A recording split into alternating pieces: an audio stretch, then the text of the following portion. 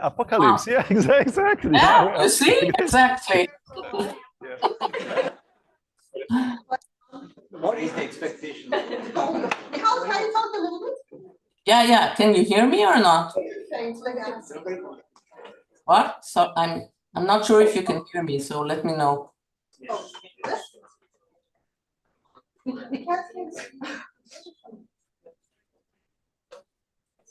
So let me know when you can hear. You can hear me now? Yeah? Is it okay?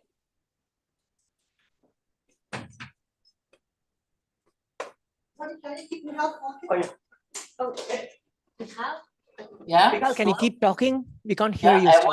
Yeah. Okay. Happy birthday, Ronitt. Can you hear me now? No, we can't. No, not hearing yet. Oh. Should I say something else? I can sing or something, but we can hear you, but we are trying to resolve situation here. Like it's limited. okay. Can you speak? Yes, 1, 2, 3. Thank you so much. Is it okay now or? She doesn't hear me? Sorry. What? I hear you, but I don't know if you're here. Please go ahead. Thank you. Is it fine now? Yep. Okay, great. So first of all, happy birthday, Ronitt. I'm sorry I cannot be there with you, but at least we have Zoom. And since we're after a week of scientific talks and there are going to be more science today, I thought, and I have only a short time, I thought I would talk, I would do something a bit different and tell you about Ronitt's influence in other aspects of life and not necessarily about science. So the title of the talk, as you can see, is 34 years with Ronitt on jogging, food, and a mouse. Okay. So where did I meet Ronitt? I met her for the first time at the Hebrew University at 1991. She was there visiting for a year, about a year after she finished her PhD. I was still during my PhD. And we did try to do some research. Not a lot came out of it, but it was a lot of fun. But we also did other things. And I want to tell you about some of these things.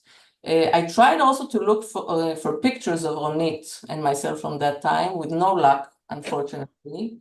And I really asked everybody, including Ran, which didn't find anything. But anyway, you can see the CS building, Belgium house where we went to have coffee and talk about science. And what you can also see is the university stadium. This is actually a picture of the new stadium. Back then it looked much worse, but I couldn't find a picture. And why am I showing you this? Because Ronitt and I did a lot of jogging together. And I was so impressed with all this jogging that I even wrote Ronitt an acknowledgement in my PhD thesis and said that Ronitt Rubenfeld, who was visiting here for all of those jogging hours. Now, since there are no pictures and you are all theoreticians, you probably ask, is there proof that this really happened? No pictures, no one saw us running. So there's not a proof as you would define proof, but I do have evidence that this happened. And I managed to find these two pictures. This is our respective athletic teams in high school. And if you look at the picture on the left, you will see Ronitt, as usual, with her big smile in the middle. So Ronitt. So I hope this convinces you that we jogged. Okay. So now after I finished embarrassing the both of us. Where are you? Which one is you? Let's go to Michal, which one is you? I am on the lowest step, the second one to the left with the pony, whatever. No, on the right hand side picture. On the right. On the left, yeah. Okay, never mind. Enough of these two pictures. Let's go on. Okay, So we did do research, but later on, that year we didn't, I mean, we tried, but as I said, nothing came out of it. But we did meet later on. Ronitt was again in Israel. I was in the States with Dana. And we had these 3 results that I'm very proud of. Again, no pictures, but I did manage to find a picture of us all in a Dagstuhl seminar in 2008. So you can look also for Ronitt over there. You can find her. And, you know, Ronitt has a lot of co-authors, not only Dana and me. We heard about Piotr, you know, and there are a lot more co-authors all over the world. And this required Ronitt to fly all over the world. So, you know, you can see her going East Coast, West Coast, Tel Aviv, Jerusalem, back to New York, Boston, Tel Aviv again, Switzerland, Tel Aviv, Boston, New York, Spain, whatever, and so on. She was even visiting Australia a few weeks ago, I heard, and then she came to Berkeley. And this is impressive. I know all this effort into science, but I want to, you know, propose another reason why Ronitt is traveling all over the world. And this reason is look at all these places. You'll see these famous restaurants that Ronitt really likes. I put question marks on Australia because I'm not sure what the good places here are there. So Ronitt, if you'll, you know, tell me, I'll fix the slide for your next birthday. In any way. So now I want to tell you about some of the places that we ate together, but not necessarily about restaurants. Really about unforgettable meals that we had, okay? So the first one actually happened, the one I remember, was at my parents' house. My dad was a really great cook, and we had Ronitt for dinner. And we had her a few times because she so enjoyed it and voiced her appreciation. So I knew I was dealing with an expert, so we had her a few times. So that was the first one I remember. The next one actually happened at Ran's apartment in Tel Aviv. Ran and Ronitt were not together at that time. And Ran invited over Ronitt, Dana, and myself for, I don't remember if it was lunch or dinner, but anyway, it was an amazing Italian meal that Ran prepared with about 20 dishes. Each one was better than the next one. And I think Ran really wanted to have Ronitt for that, you know, meal. And Dana and I were only there as chaperones, but I'm proud to have been a chaperone. You know, Ran made such a great impression on Ronitt with that meal, and the rest is great history. And I'm glad Dana and I contributed to this great relationship. The next story is Ronitt's love for chocolates. And Ronitt is really an expert on chocolates. This is actually a store in Tel Aviv that Ronitt really likes. And the chocolates have to be at least 80 or 90% cocoa, right? No milk chocolate for Ronitt. And whenever she comes to Tel Aviv and I tell her, okay, let's go to lunch in this place, they have a nice salad or so on, she says, no. We have to go next to that store. Never mind the salad, but we have to pass through the store. I have to get this box of chocolates to take home to my family, to, you know. So those are the chocolates. And these are all places and meals I remember in Israel. But as I said, Ronitt goes all over the world. And the next story is the story of a meal that happened in New York. Now, Ronitt also already told this story in Dana's event, but I will give, and I cannot compete with Ronitt, how she told the story. But still, I want to tell you a short version of the story. So we were visiting a few summers. Ronitt invited Dana and myself to visit her. She was then at NEC in New York, and she invited us every summer for a month. And this summer we worked on convexity and submodularity, and these are the respective places where we stayed. So these black dots are where our apartments were. And every day we met, and Ronitt, of course, chose carefully where we will go, you know, to eat. Pan quotidien, there was this famous tea place with scones, whatever. But a few days a week, we traveled together on the train to NEC, and this is what happened on this famous day on 9/11. And each time we met at this train station, the metro station. And when I got up this morning, I went out and I saw all these people looking to the south of New York, and there was a bit of smoke, but I said, okay, I don't know what's happening. I walked to the station, and Ronitt was there, and Dana, and Ronitt told us that a plane crashed into one of the towers, and maybe we shouldn't go to work that day.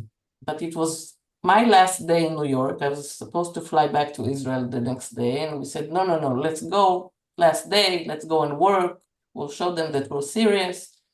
So, like 3 idiots, we went on the train. Really, yeah. And while we were on the train, there was this man with the radio, and he was listening to it. He said the second plane hit the tower, and a few minutes later, one of the towers crashed. By that time, we realized we made a very big mistake, not to mention that it was really terrible. So we were at NEC all day. No work was done, of course. We didn't know how we're going to go back, but we managed to find a train around 7 in the evening. And when we went out of the train, really, Ronitt told you about this at Dana's party. It was really horrible. The streets were all dark. Everything was closed, smoke in the air, policemen in the corners, really terrible. But, we have to eat, and all the restaurants were closed. And Ronitt said, don't worry, you'll come to our house for a meal. Ran bought everything. And so we did. And we went to their place. This is their apartment up there. And Ran and Ronitt made this amazing dinner. And we sat and ate steaks that Ran cooked on the roof when there was smoke from the towers and smoke from the barbecue. It was completely surreal, completely terrible.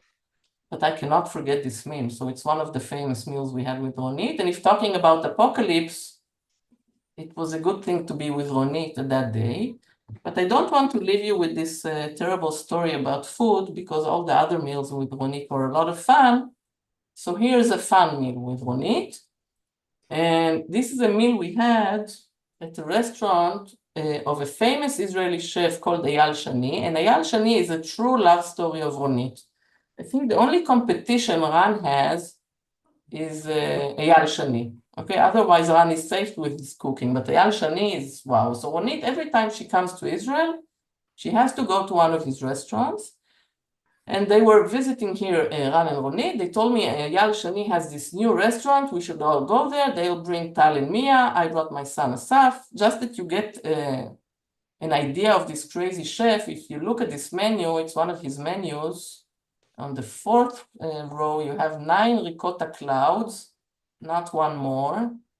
Or you have 7 divine roots of earth steamed gently.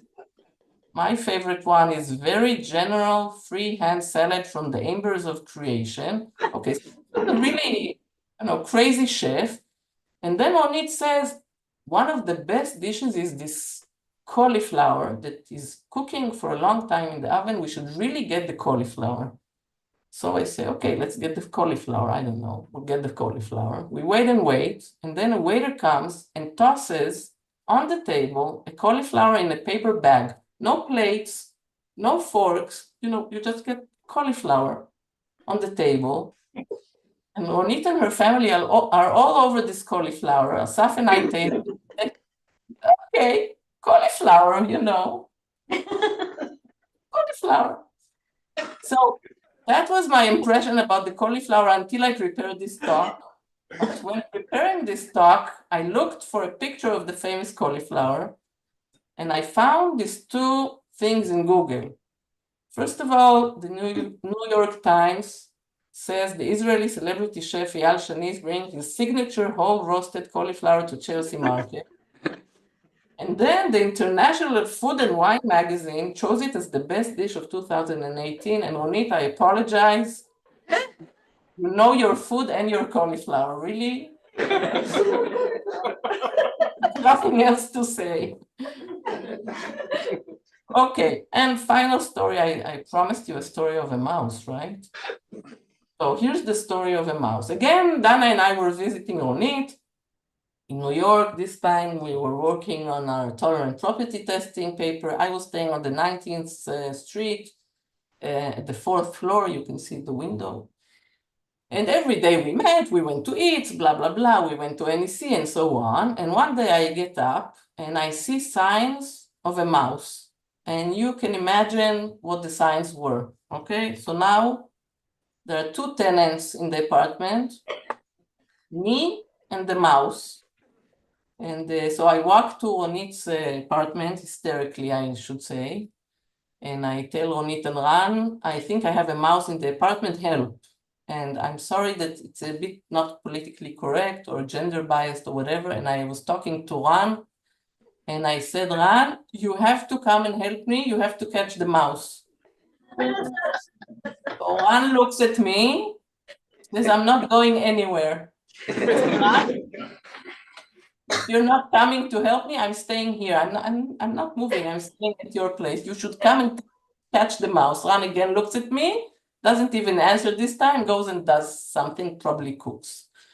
So then, of course, Ronitt came to the rescue and she suggested she'll go back with me to the apartment. She looked all over the place, under the bed, whatever.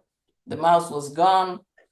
And this is, you know, as usual, Ronitt came to the rescue. So thank you, Ronitt, and Ran, really.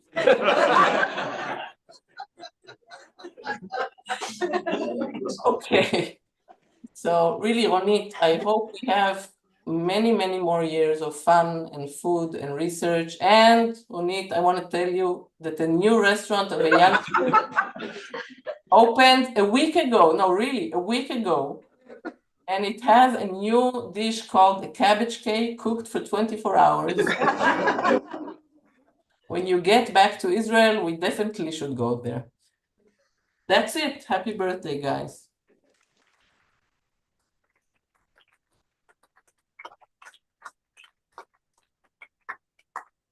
Thank you so much, Michal. This was great. And I actually immortalized the moment.